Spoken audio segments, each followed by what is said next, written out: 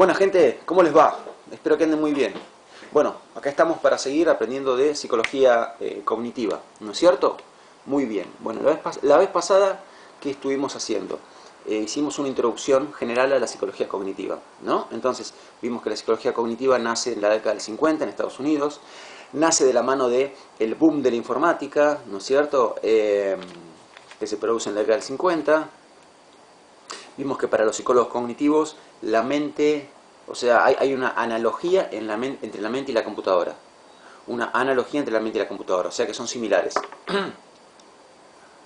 ¿Por qué? Bueno, por varias razones. Para empezar, así como la computadora tiene un software y un hardware, ¿no? El software serían los programas, el hardware sería la motherboard, el procesador, la memoria,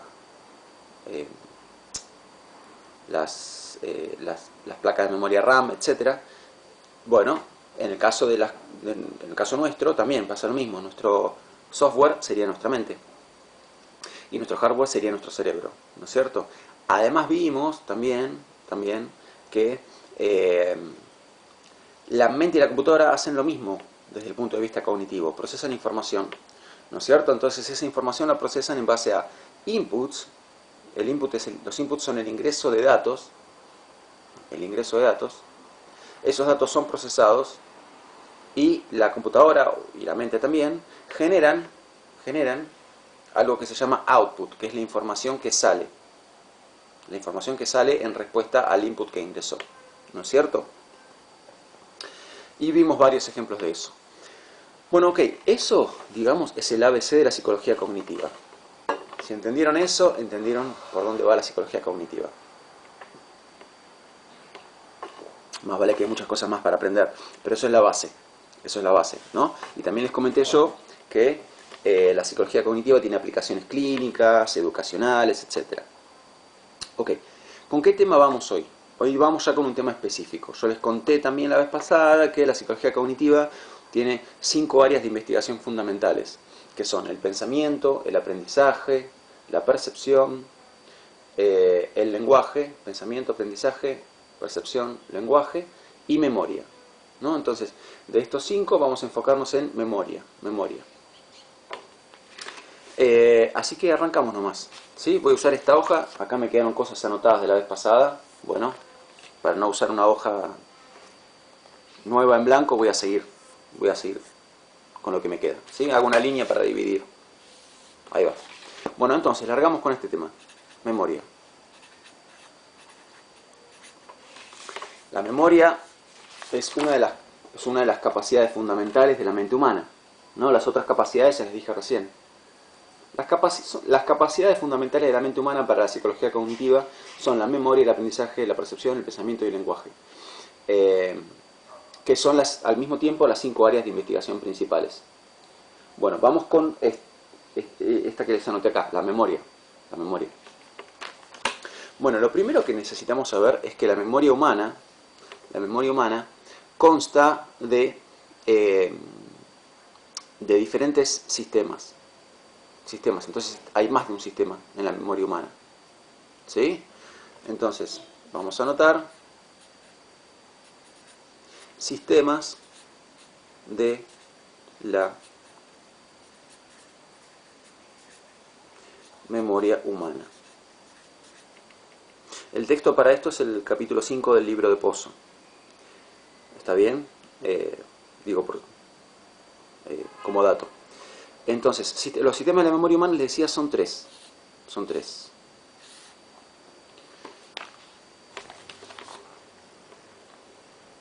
Sí, bien. Ok. Entonces, memoria sensorial. Empecemos por al que igual le vamos a dar muy poquita bolilla. ¿Sí? Memoria sensorial. La memoria sensorial es una memoria que está en los mismos sentidos. Nuestros mismos sentidos tienen cierta capacidad de memoria. Es una memoria que dura fracciones de segundo. Es una memoria más fisiológica, ¿no?, que psicológica, y por esa razón no nos interesa mucho la memoria sensorial. ¿Está? Así que lo único que tenemos que saber es que es una memoria que está en los sentidos. Hay una memoria sensorial del oído, una memoria sensorial de la vista, una memoria sensorial del olfato. Entonces los sentidos tienen como su propia mini memoria, por así decirlo, ¿no? Y no vamos a hablar más de esto, repito, no es de relevancia para la psicología, ¿no? Es algo más bien de estudio, es un tema de estudio más que nada quizás para la biología, o incluso podríamos decir para la medicina, quizá, pero no mucho para la psicología, no tiene relevancia psicológica la memoria sensorial. Así que ya está, no vamos a hablar más de ella. Vamos a pasar a los otros dos sistemas que sí nos importan y mucho. Entonces, dijimos que la memoria humana comprende tres sistemas. La memoria sensorial,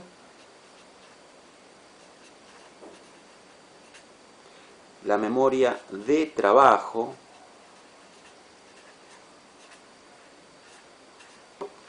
bueno, ahí está, memoria de trabajo.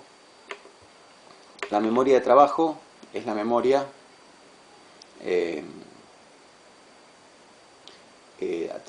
a la que antes se la llamaba memoria a corto plazo. Así que les anoto acá MCP, ¿sí? Como para saberlo. Memoria a corto plazo es lo mismo. Memoria a corto plazo, memoria de trabajo es lo mismo. Simplemente hoy en día se utiliza más, se la llama más comúnmente memoria de trabajo. Y luego tenemos la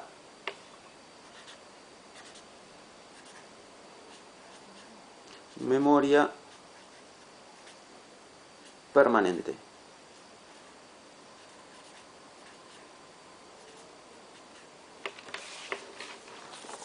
Memoria permanente.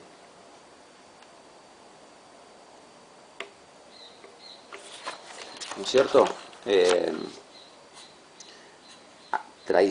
Llamada antes memoria a largo plazo. O sea que memoria a largo plazo y memoria permanente son sinónimos. Son sinónimos. Pero hoy en día se habitúa más a llamarla memoria permanente.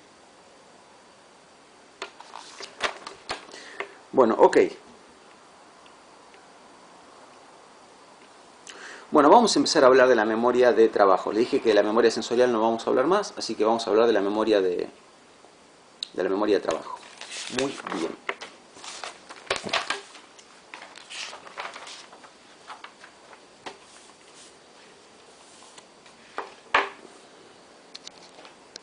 Bueno, bien.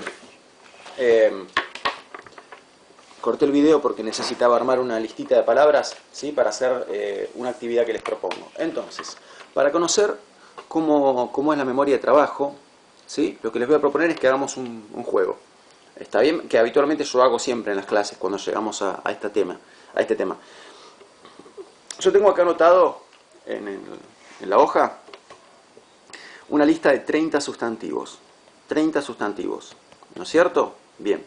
Yo les voy a leer la lista de 30 sustantivos. Ustedes presten mucha atención. Y cuando termine la lista, ¿sí? Anoten en un papel todos los que recuerdan. Todos los que recuerdan de la lista que les leí, ¿sí? Así que, si quieren, pausen el video, vayan a buscar lápiz y papel y se preparan a anotar. Y vamos a ver cómo les va con el test de memoria que les voy a tomar.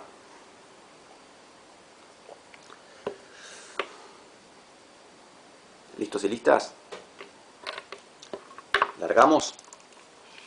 Se lo voy a leer a un ritmo de 1 por segundo, ¿sí? Así que atención. Estén en algún lugar donde no haya distracciones, donde no les hablen, así se pueden concentrar, ¿eh? ¿Estamos? ¿Largamos? 3, 2, 1. Va. Árbol, reloj, baldosa, remera, carpa, bigote, paloma, hojota, guante, zapato, jirafa, lámpara, mate, almohada, silla, perro, tenedor, cortina, bandera, caja, teléfono, jabón, libro, ventilador, lapicera, escoba, caracol, toalla, bolso, cuchara. Ya, anoten todas las que recuerdan.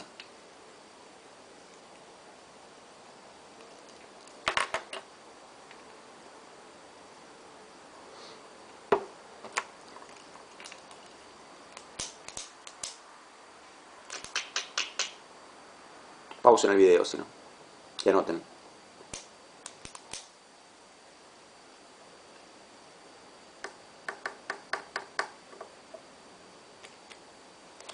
Tómense el tiempo que quieran, acá no importa el tiempo, ¿eh? Anoten todas las que recuerdan.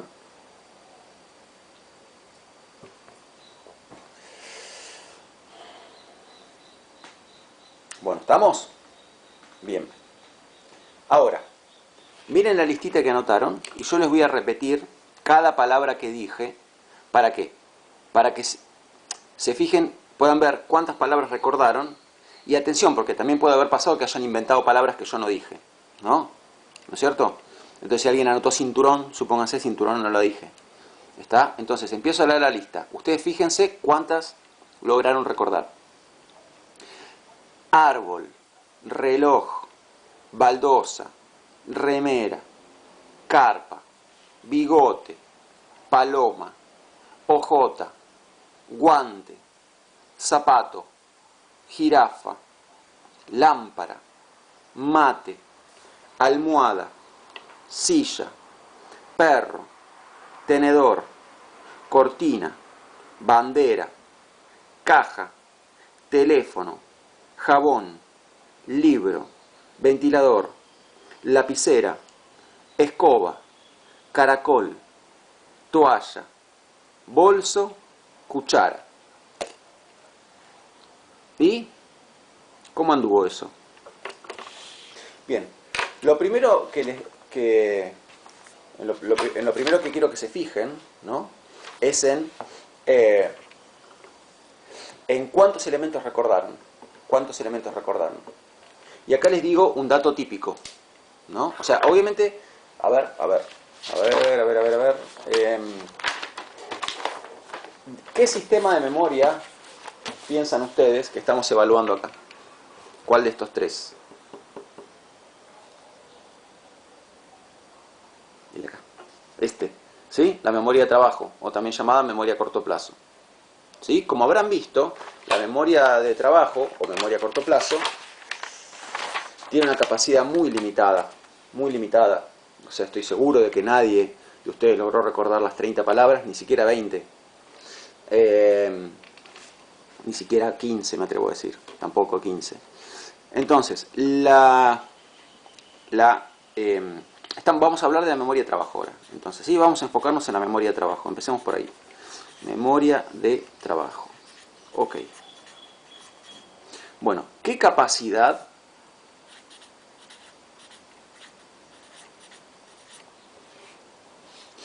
Y otra cosa les digo. Escúchenlo, escuchen lo que les voy a decir. Les voy a decir mi número de documento. Después les digo por qué se los cuento, ¿sí? Pero les digo mi número de documento. No lo anoten, no lo anoten. Solamente escúchenlo. Mi número de documento es 29370-593. 29370-593. ¿Listo? Ya está. Sigo. Después van a ver por qué se los dije. Sigo. Entonces, estamos hablando de la memoria de trabajo. ¿Sí? Vamos a hablar de qué capacidad tiene la memoria de trabajo.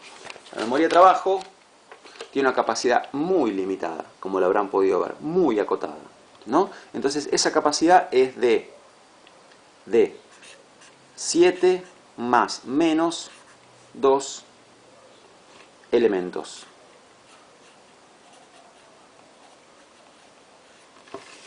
¿Cuántos elementos puede retener la memoria de trabajo? 7 más menos 2 elementos. ¿Eso qué quiere decir? Quiere decir que el número típico es 7, que es el número que se sacaron la mayoría de ustedes. Seguramente la mayoría de ustedes puede recordar 7 palabras de las 30 que leí. Ahora, oscila, puede variar eso, ¿sí? Bien, ¿cuál es el margen de variación? ¿Qué tan para abajo y qué tan para arriba? Ese margen de variación es 2. O sea que la memoria de trabajo típica, ¿sí?, tiene una capacidad de entre 5 y 9 elementos. entre 5 y 9 elementos. O sea que la gran mayoría de ustedes pudo recordar seguramente entre 5 y 9 palabras de las que leí. ¿No es cierto? Bien. Ahora,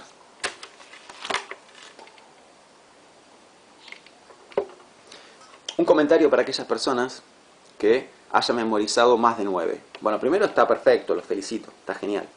Pero fíjense que uno puede hacer como ciertos truquitos para memorizar más que lo que mi memoria me permite, ¿no? Y esos truquitos tienen que ver con agrupar elementos.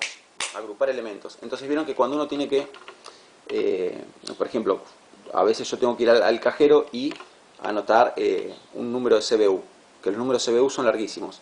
Entonces, ¿cómo hago para tratar de retener mejor ese número? Igual no me lo puedo memorizar entero. Ok, no me lo memorizo entero nunca.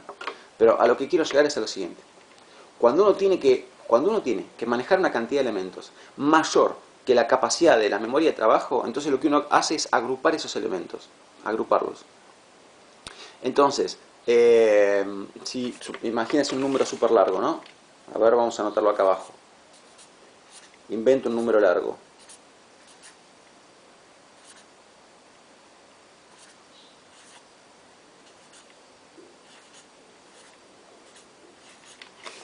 A ver, ¿ven ese número? Bueno, habitualmente, ¿qué hace uno para tratar de retener algo que no puede? Uno, en vez de tratar de retener 8, 4, 2, 7, 1, 3, 2, 2, 0, 4, 9, 2, 1, 8, uno lo que hace es 84, 27, uno lo agrupa en pares. 84, 27, 13, 22, 04, 92, 18. El 04 acá igual se te complica. A ver, te lo cambio por un 40. Ahí va, ¿sí? Entonces, vos tenés muchas más chances de recordar este número largo, o de recordar la mayor cantidad posible de estos números, si al tratar de memorizarlos vos los agrupás. Porque si los agrupás, fíjense, ¿no? Que en vez de ser 14, pasan a ser 7.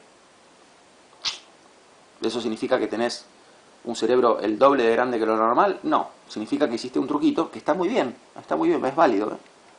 ¿Sí? Pero hiciste un truquito para agruparlos. Entonces convertiste 14 elementos en 7. Y así es mucho más fácil recordarlos. ¿Por qué cuento esto? Porque puede haber ocurrido que al escuchar esa lista de palabras agruparan sustantivos que yo dije. Fueron todos sustantivos los que yo leí. Entonces, quizás alguien asoció, supónganse, no sé, árbol con reloj. Y se imaginaron una persona mirando el reloj a la sombra de un árbol.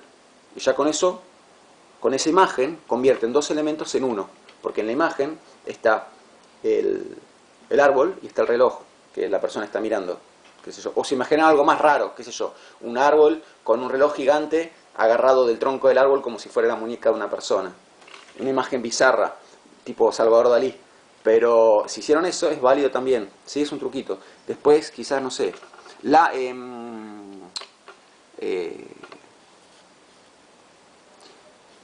lámpara y mate. Quizás lo agruparon pensando en una persona tomando mate con una lámpara como la que tengo yo acá. Y listo, convirtieron dos elementos en uno.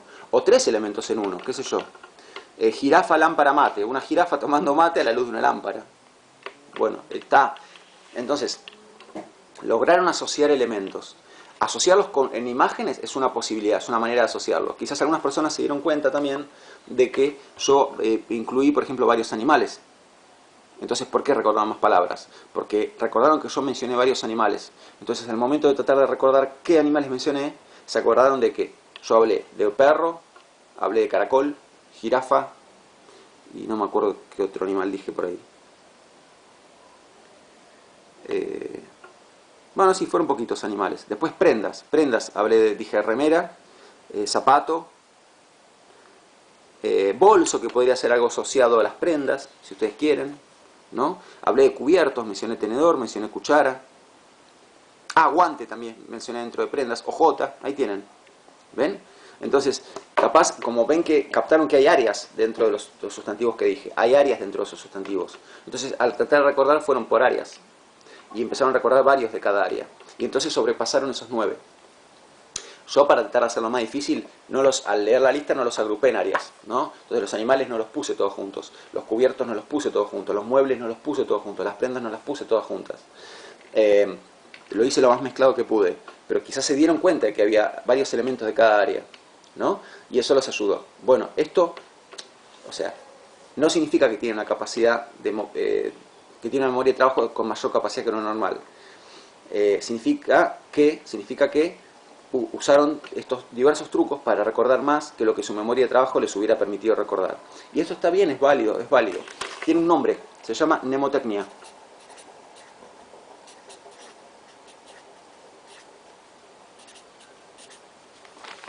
Mnemotecnia.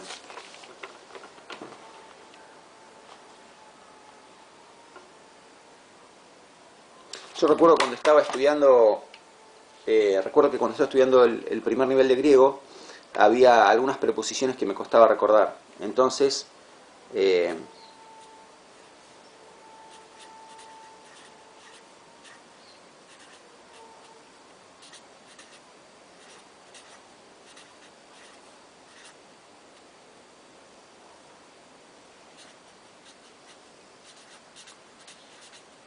inventé me hice mi propio truquito, ¿no? Estas son palabras en griego, pero son varias palabras que están pegadas. Eis prosepi, apopros, ekpara. Bueno, en realidad acá hay una palabra, eis, pros, apo es otra, pros es otra, ek es otra y para es otra. Entonces tienes 1, 2, 3, 4, 5, 6, 7. Entonces son 7 palabras que yo, para tratar de recordarlas todas, las convertí en 3. Las aglutiné, ¿no? Usé mnemotecnia. Y es válido, está perfecto. Bien. Igualmente hay gente que tiene una capacidad de memoria sobresaliente. Puede pasar también. Pero una memoria de trabajo sobresaliente va a tener como mucho 1, 2 elementos más de capacidad. O sea, en vez de 9 podrá tener 10, 11. No más que eso realmente. O sea, es muy limitada la memoria de trabajo, aún en la persona más memoriosa del planeta. ¿No es cierto? Bien, entonces, ya sabemos qué capacidad tiene la memoria de trabajo. La capacidad es de 7 más menos 2 elementos. Esos elementos pueden ser sustantivos, que trato de recordar como en esta lista, ¿sí? Preposiciones. Por ejemplo, cuando uno juega al memotest. ¿Vieron esos jueguitos donde uno da vuelta a las fichitas y tiene que tratar de recordar dónde estaba la otra que es igual? Bueno, ahí no son palabras que estás tratando de recordar, son imágenes. Y las posiciones de esas imágenes en la mesa. Bueno, ahí lo que te limita es tu memoria de trabajo también, ¿sí? Porque llega un momento en que se te escapa, se te va, ¿verdad? Bueno, esto, ¿sí? La memoria de trabajo tiene esta capacidad limitada, que puede ser una capacidad de elementos auditivos o elementos visuales. En ambos casos estás usando la memoria de trabajo. Cuando juegas al memotest, estás usando la memoria de trabajo para memorizar elementos visuales. Lo que yo les dije en la lista de palabras que les leí, están usando la memoria de trabajo para memorizar elementos auditivos. Bien, ahora, sin hacer trampa ni nada. A ver, traten de recordar mi número de documento, que yo les dije hace un rato. ¿Lo recuerdan? ¿No lo recuerdan? Obviamente no vale que lo tuvieran anotado, ¿no? Si lo tenían anotado, esto no tiene ningún sentido. Bueno, muy probablemente se lo olvidaron ya. Mi número de documento les dije que era 29370-593. Y se lo olvidaron, seguramente. ¿Por qué? Porque la memoria de trabajo, además de tener una capacidad muy limitada, tiene también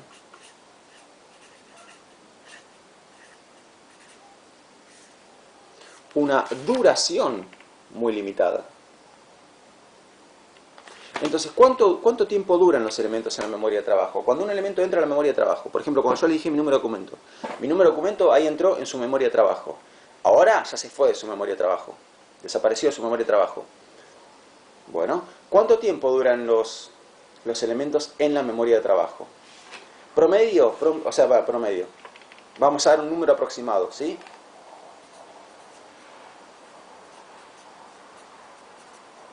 Aproximadamente entre 10 y 20 segundos es el tiempo que duran la información en la memoria de trabajo.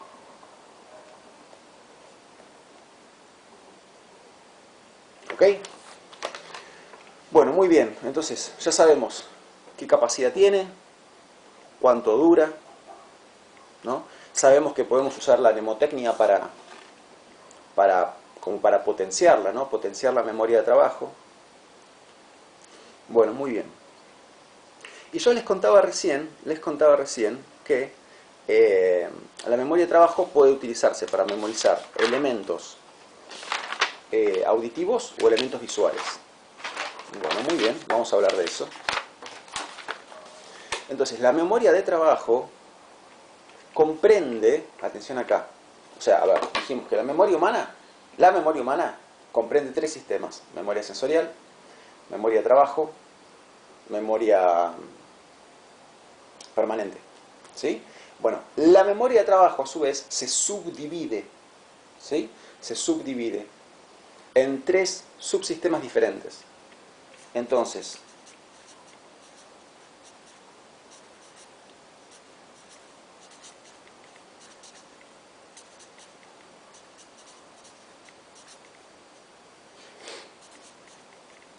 la memoria de trabajo comprende 3 subsistemas. Esperen, no lo vamos a dibujar así. Vamos a dibujarlo con otro esquema que me gusta más. No, tachen eso, táchenlo. Vamos a hacer así, miren. Así. Más que dibujarlo de esa manera, esto que les voy a mostrar ahora es mucho mejor.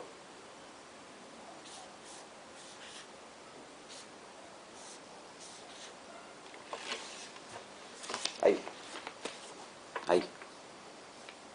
Entonces, imagínenlo como 3 cajones. No, 3 cajones no. Hagan 3 rectángulos. Hagan 3 rectángulos. Háganme caso por ahora, ténganme fe, ¿sí? Hace muchos años que enseño esto y esta es la mejor manera de anotarlo. Hagan estos 3 rectángulos en el cuaderno, ¿sí?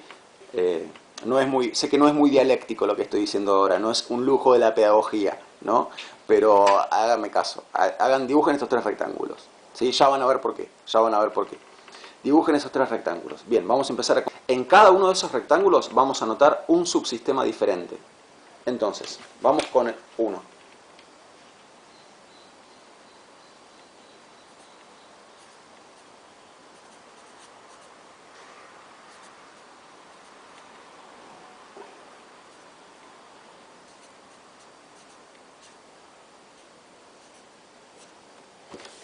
Agenda visoespacial.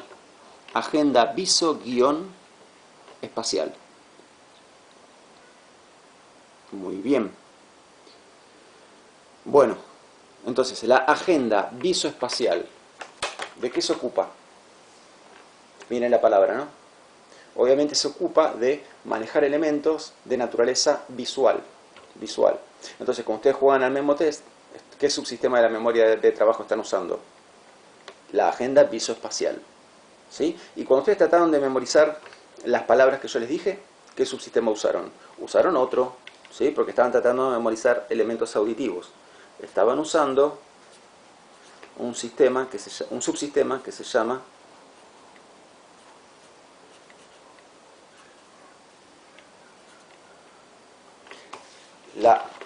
lazo articulatorio. Lazo articulatorio. ¿De qué se ocupa el lazo articulatorio? El lazo articulatorio se ocupa de manejar elementos de naturaleza auditiva. ¿Sí? Auditiva. Bueno, bien.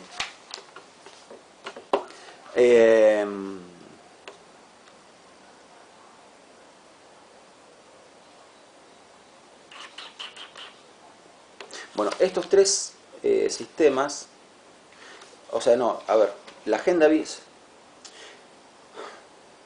¿cómo explico esto? A ver, imagínense que yo me tomo el test de memoria, que yo les tomé antes a ustedes, y quiero determinar cuál es la capacidad de mi memoria de trabajo. Entonces me hago un test, 2 test, 3 test, 4 test, 5 test, varios test. Y determino que la capacidad de mi memoria de trabajo, después de varios test, porque con uno no alcanza. Para determinar cuál es la memoria de trabajo que uno tiene, hay que tomar varios test. Bueno, tomo varios. Y supóngase que mi memoria de trabajo es de 8. ¿Sí? 8 elementos. Ok, bárbaro. Entonces, cuando juego al memotest, ¿cuántas posiciones voy a poder memorizar de las fichitas? 8. Si me toman el test de memorizar palabras, ¿cuántas palabras voy a poder memorizar? 8. Bien. Pregunta. ¿Y si yo quiero al mismo tiempo memorizar palabras y jugar al memotest? Quiero hacer las dos cosas al mismo tiempo. ¿Significa esto que voy a poder memorizar 8 palabras de la lista y memorizar 8 fichas del memotest? ¿Podría hacer esto? No, porque eso daría 16. Yo no tengo 16 de capacidad, yo tengo 8. Entonces, ¿qué hace la memoria de trabajo? La memoria de trabajo lo que hace es administrar esa capacidad. ¿Sí? La capacidad es 8, para lo que sea, sean elementos auditivos o elementos visuales. ¿Sí? Entonces, si yo quiero memorizar palabras que me dicen y al mismo tiempo memorizar fichas en el memotest, yo no puedo pasar de 8 en total. Entonces, si memorizo las posiciones de 5 fichas en el memotest, voy a poder recordar solamente 3 palabras. Si memorizo las posiciones de 7 fichas en el memotest, voy a poder recordar solamente una palabra. O si recuerdo 4 palabras, voy a poder memorizar 4 fichas en el memotest. Si recuerdo 5 palabras, voy a poder memorizar 3 fichas en el memotest. ¿Me siguen lo que estoy queriendo decir? ¿Sí? Entonces hay que esa capacidad hay que administrarla, siempre hay que administrarla. ¿Y quién se ocupa de administrar esa capacidad? Porque vos acá tenés dos operarios, ¿no? Que son el lazo articulatorio y la agenda visoespacial. Bien, ok. Y la capacidad total es 8. Entonces, ¿quién decide cuánto de capacidad le asigna a cada uno? Porque yo puedo usar toda mi capacidad para elementos visuales y no me voy a acordar de ningún elemento auditivo.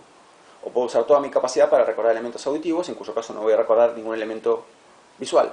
O puedo usar mitad y mitad, o 5 y 3, etc. ¿No? Bueno, ¿qué subsistema se ocupa? 5 y 3 en el ejemplo en el cual yo manejo 8 elementos. Si yo manejara más o manejara menos, eso cambiaría. ¿Ok? Pero si la capacidad de mi memoria de trabajo es 8, queden 8. Bueno, entonces, vuelvo a lo que estaba diciendo.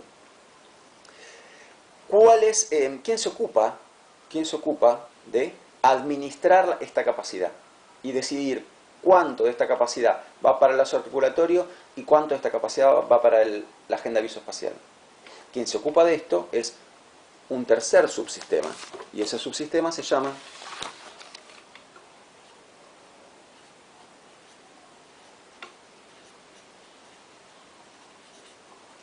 subsistema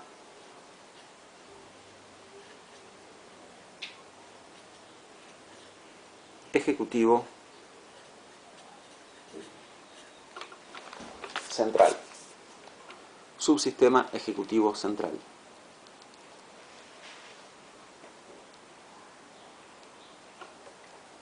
Bueno, entonces, ¿qué hace el subsistema ejecutivo central? El subsistema ejecutivo central tiene dos funciones en realidad. Hoy les digo una y la otra se las digo en la próxima clase. El subsistema ejecutivo central administra la capacidad de la memoria de trabajo, decidiendo cuántos recursos van para la agenda visoespacial y cuántos recursos van para el lazo articulatorio. ¿Con cuántos recursos contamos? ¿Cuáles son los recursos con los que contamos? 8, porque 8 es la capacidad en el ejemplo que estamos dando. Podría ser más, podría ser menos, pero en el ejemplo que estamos dando la capacidad es 8. Bien, estos son los recursos. Hay que administrarlos. ¿Quién los administra? El subsistema ejecutivo central. Y cumple otra función también. Pero esa otra función se les explico la clase que viene. Porque quiero que quede como con suspenso la cosa. Quiero que sigan enganchados y enganchadas en este Netflix pedagógico que son los videos de Nieto. ¿Sí? Así que nos vemos la próxima. Les mando un abrazo muy grande. Cuídense. Chao.